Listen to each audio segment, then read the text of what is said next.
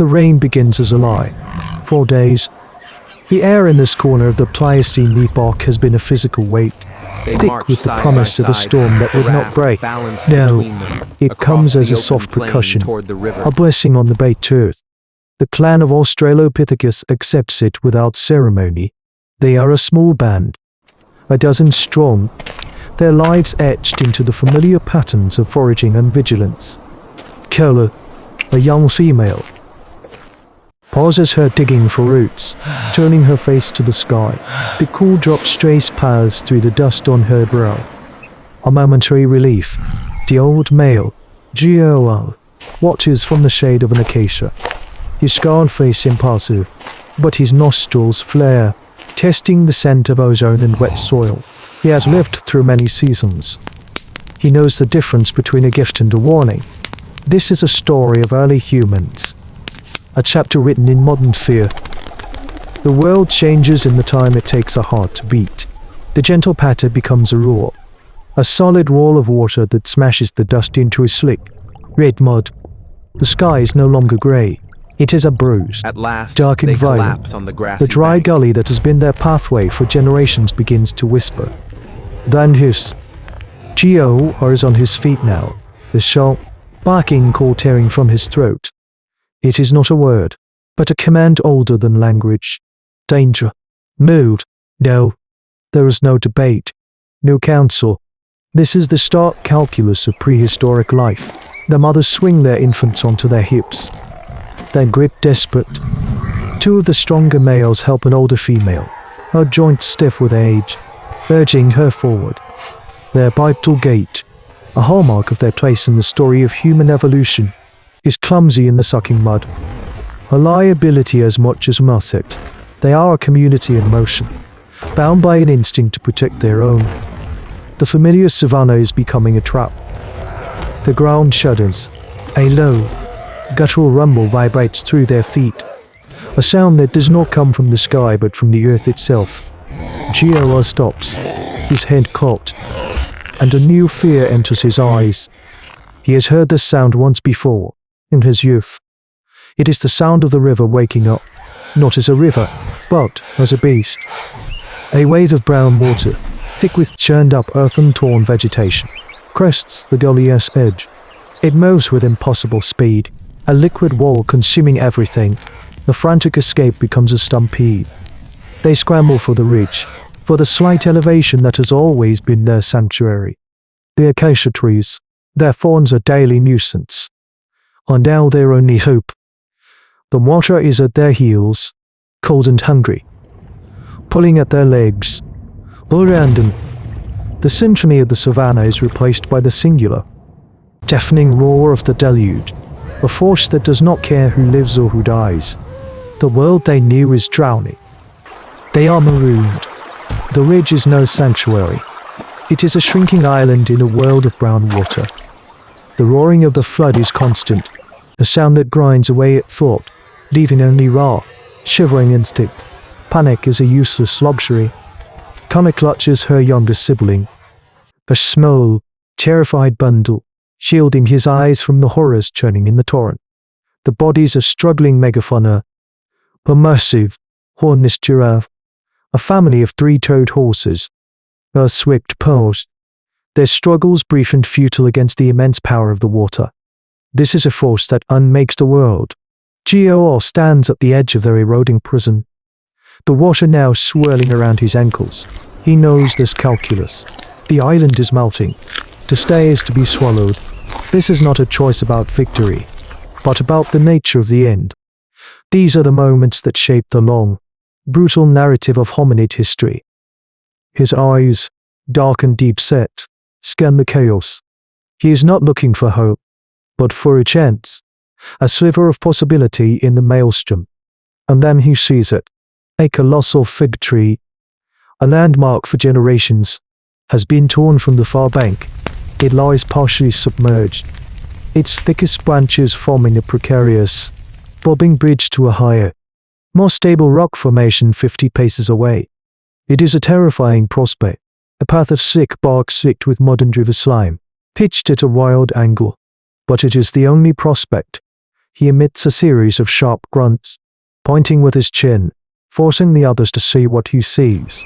There is no assent, only a shared understanding of dread. This is not invention, but observation. It is a form of opportunistic tool use born of pure desperation, a foundational moment in the story of ancient humans. The mind, even one not yet capable of abstraction, sees a tool where there is only debris. Two of the strongest males go first. They move with a low center of gravity, their long arms balancing them, their powerful feet gripping the treacherous bark. The log groans and shifts under their weight. Every movement is a gamble. They make it, scrambling onto the rocks, and in turn, their expressions grim, their calls urging the others on. It is the old female who falters, halfway across. Her tired legs tremble. Her grip weakens. She freezes, a low moan of fear escaping her lips. The water snarls below her, pulling at the branches. For a moment, the clan is paralyzed, caught between the instinct to flee and the bond of kinship. It is Kala who moves, handing her sibling to another female. She inches out onto the log, her inferior cold knot in her stomach. She does not call out. She simply reaches, her hand outstretched, an offer of shared risk.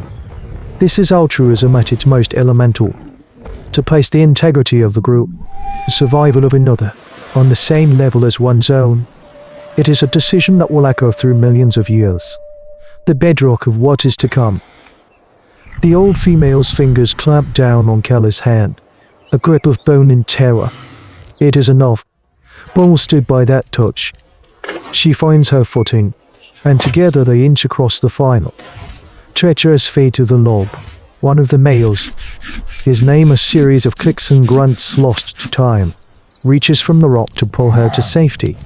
In that moment of transfer, the log, tormented by the current for too long, gives a final, shuddering groan and rolls.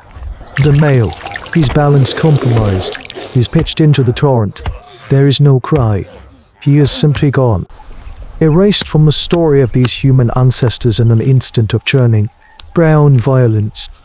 The clan is frozen, their relief curdling into fresh horror. They have traded one life for another. The universe, it seems, demands its price. There is no glory in this survival, only a brutal accounting. Noah's purse. The sky bleeds from bruised purple back to a weeping grey. The roar of the water lessens, its voice dropping to a deep, exhausted rumble. The flood has broken its own back. From their high citadel of stone, the survivors watch the world reappear. It is not the world they knew. Their valley, their home, is gone, buried beneath a thick, glistening blanket of silt and debris. The landscape has been rewritten. This is how the earth keeps its secrets, burying the bones of one age to be discovered by the curiosity of another, a puzzle of paleontology for a species that cannot yet be imagined. These alluvial deposits hold the story of this day, a catastrophic event that, million years ago, became a silent chapter in the deep narrative of ancient history. What is a cataclysm for them will one day be a data point for the science of archaeology. As a weak sun finally slices through the clouds, the 9 survivors huddle together. There is no ceremony for the lost male. His absence is a physical space in their small circle, a silence where his breathing should be. Gioa, the old leader, moves among them, a low rumble in his chest, not of aggression, but of reassurance. He touches each one, a laying on of hands that reaffirms the circle is not broken, only diminished. Kala holds her sibling, rocking gently, her gaze lost in the ruined landscape. They are exhausted, grieving, and utterly displaced, but they are together. Their communal bond, tested by the fury of the planet, has held. They have paid a terrible price, but they have endured. It is the only victory that matters in the long, slow story of prehistoric life. They are the seed of a future they will never see. Their simple, desperate courage a faint echo in the DNA of the eventual Homo sapiens. They turn their faces to the sun, to the challenge of a new day in a world made strange. What we have witnessed is not the story of a flood, It is the story of a bridge. A fallen tree, a length of sodden bark, became the difference between extinction and continuity. And across that bridge, we saw more than just the desperate scrambling of hominids. We saw the architecture of our own survival being drafted in real time. The foresight of the old male, the calculated risk of the first to cross, the selfless courage of the young female, the communal grief for the one who was lost. These are not mere anecdotes from a forgotten past. They are the foundational pillars of human society. In their huddle on that cold rock, we see the first triumph, the first flicker of a promise that the whole can be greater and more resilient than the sum of its parts. Their world was remade by water, but they were remade by each other.